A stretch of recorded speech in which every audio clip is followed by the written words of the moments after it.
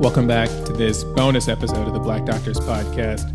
I just want to come on today really to say thank you for listening. Thank you so much for your support for this new podcast series. The podcast has been streamed in over 27 countries. There have been over 2,500 downloads of the episodes. So thankfully this podcast is out there. It's reaching people and hopefully, I'm pretty sure, inspiring a lot of people just based on the stories that are being told and then the feedback that I am receiving. And thank you for that feedback. At the moment, I'm currently working on recording and editing episodes for season 2 of the Black Doctors Podcast. It's going to be coming with a couple more episodes, actually. I'm going to look into other career fields. I know the first season focused on physicians. This next season will look at the lives of dentists and veterinarians and pharmacists, entrepreneurs, lawyers. We're going to expand beyond the lives of physicians and the narrative of physicians and medical professionals. I definitely want to take the time to say thank you to everyone that came on the show last season. They, I'm sure, didn't know what to expect because I didn't know what to expect either. They were not compensated. I get that question a couple times. I've actually had offers for sponsorship and other things. And at first, I was thinking like, oh, that'd be cool. I can have a sponsored podcast. But then the more I thought about it, I think the podcast cost me maybe $100 out of pocket. I bought a program to help me record episodes, and I bought some recording equipment, but I use that anyways. So I didn't really come out of pocket with anything. So I decided, I'll just forgo the sponsorships and all that. I'll just focus on putting out good quality episodes and telling these inspiring stories, or sharing these inspiring stories rather, because these aren't my stories to tell. In that regard, I do want to just go through and thank each of the folks that came on last season. It started off with Dr. Nate Jones. He's a good friend of mine. We first met during residency. We were at the University of Chicago for residency. He was doing the pediatric residency program there. He was also doing a combined program, so he got his MPP, or his Master's in Public Policy, during the 4 years that he was there.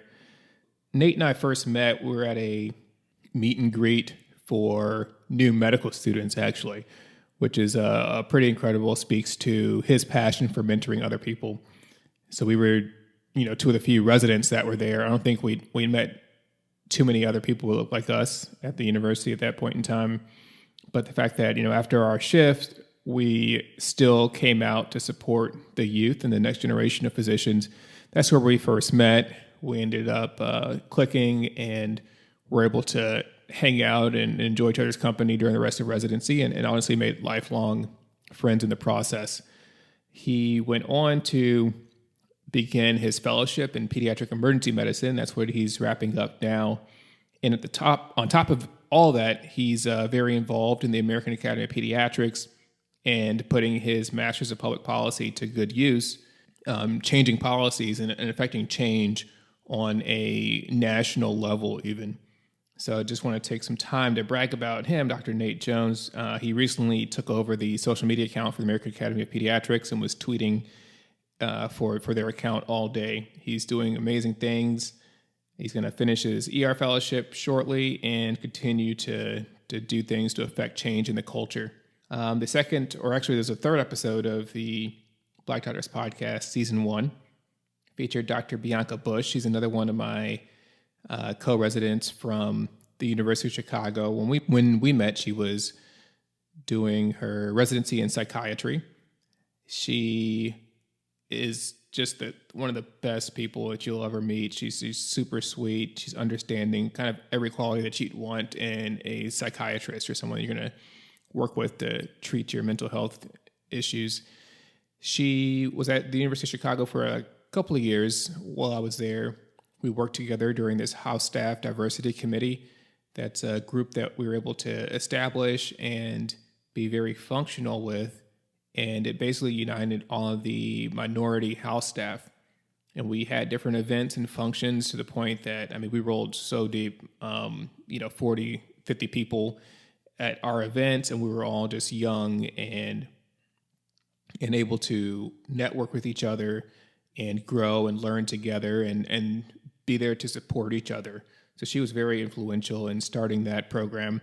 She left the University of Chicago and moved to Boston, where she's completing a fellowship in child and adolescent psychiatry. She's opened up a private practice where she's able to do telehealth, and she's taking patients, I believe, in Boston or in Massachusetts and in Illinois, where she has her state licenses.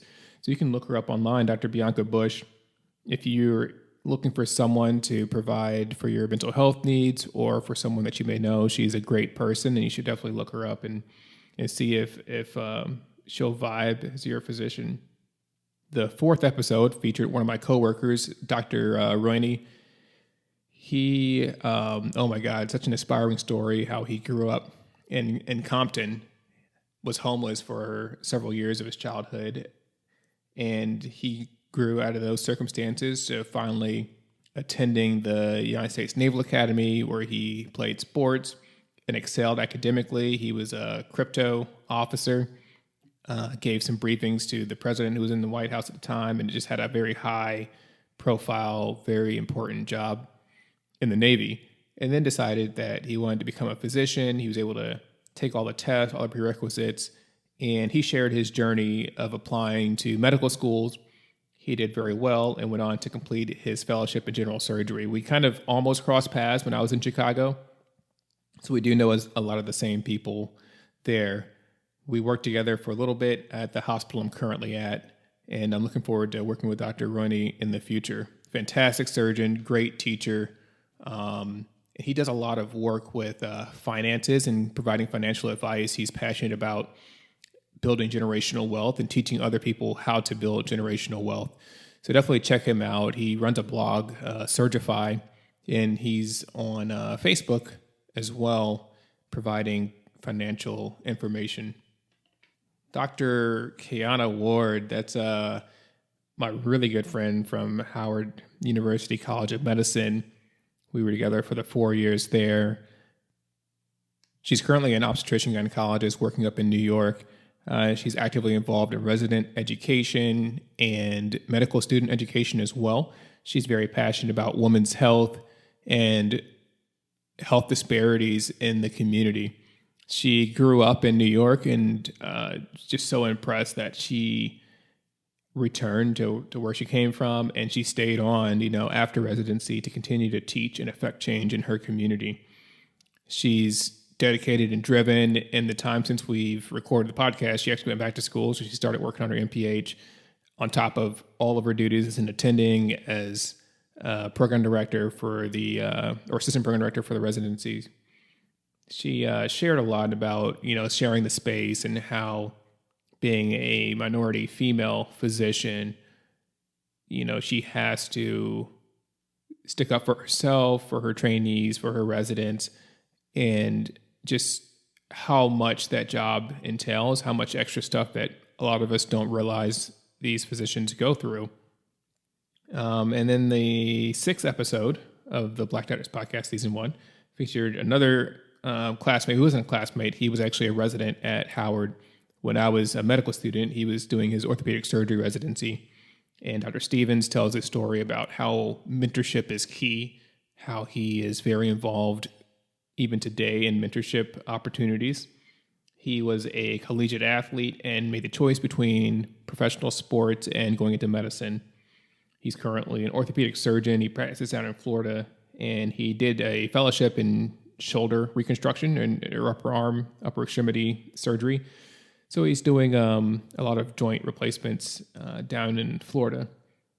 He's also very involved in the Young Docs DC mentorship program, which takes at-risk youth and takes youth from Washington, D.C. and from the South Side and other communities and brings them in over the summer, provides mentorship and guidance.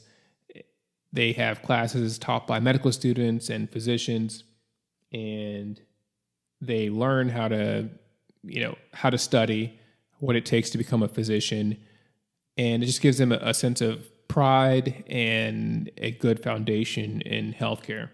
So he's very influential in that. He's on social media as well.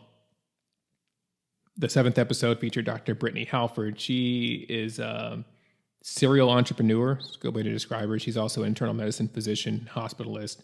She shared a lot about finances and how we can gain that financial independence, how to budget appropriately, how to pay off student loans. She shared how she aggressively paid off her student loan debt. I believe it was in 2 or 3 years after finishing.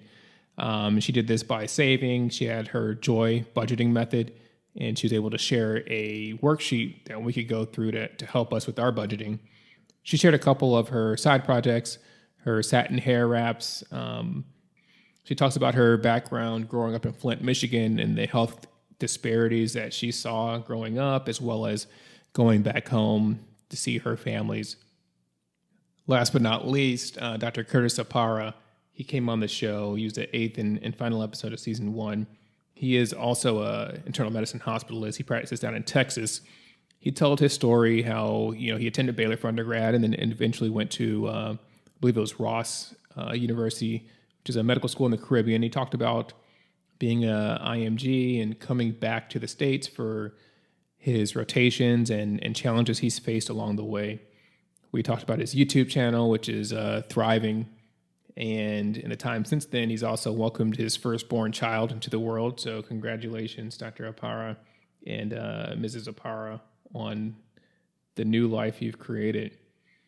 Again, I would be remiss if I didn't just go back and thank each and every one of these folks that came on and shared their life and their journey with us. I am currently working on recording and producing episodes for season 2. Each episode, takes about an hour and 20 minutes to edit and refine the audio. I know the audio in the beginning was a little rough, but hopefully you saw that it improved over time as I learned how to actually do audio productions. It was a crazy story because I decided, with all the COVID pandemic and the operating room volumes were low, I had a little bit of free time on my hands. So that's when I decided to kind of pursue this podcast idea. This was back in March or April. And I researched it and I looked up the equipment that I needed and I bought the equipment and started recording a couple of episodes. I worked on the album art. I'm sure you saw the initial album art that I had. That album art will be replaced and updated for season 2. So thank you for your feedback. And I am an anesthesiologist on active duty of a military officer as well. So a couple weeks before I had planned to release the first episode, I actually got word that I was assigned to a deployment. And I had about 2 weeks to gather all of the equipment and gear that I needed for this deployment before I left for training. And I was going to train for a month. And I was actually an alternate for the group that was deploying. But I wouldn't know until the end of the month if I was going to proceed on with that deployment and go overseas for 6 to 9 months or if I was going to be able to come back home. So with that said, I went ahead and buckled down and worked around the clock to edit episodes and get things posted and set up so that it released that first episode automatically. I was actually just checking in to the training. We're out in Texas the first night or that first Monday when episode 1 was released. So I wasn't sure if I was going to be able to come back and complete the season or if I was going to be gone in the wind for a couple months. But thankfully, it worked out and I'm still the alternate for that deployment. But I've been able to come home and continue to work on projects and finish out that first season and now start on season 2. Thank you all for your support.